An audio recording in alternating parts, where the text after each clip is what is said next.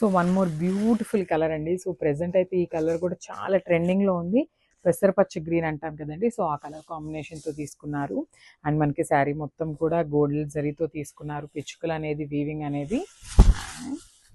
So this the sari overall look అనమాట. So చూసేసారు కదా, complete sari మొత్తం కూడా వీవింగ్తోనే ఉంటుందండి. అండ్ ఫ్యాబ్రిక్ వచ్చేసి రా మ్యాంగో ఫ్యాబ్రిక్ ఉంటుంది.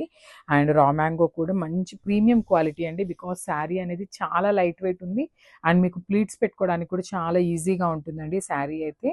అండ్ చూసేసారు కదా, మంచి గ్రీన్ కలర్ మీద గోల్డెన్ జెరీ కూడా ఎంత బాగా ఎలివేట్ అవుతుందో మీకు ఆ షైనింగ్ అనేది. సో చాలా బాగుందండి శారీ కలర్ వచ్చేసి.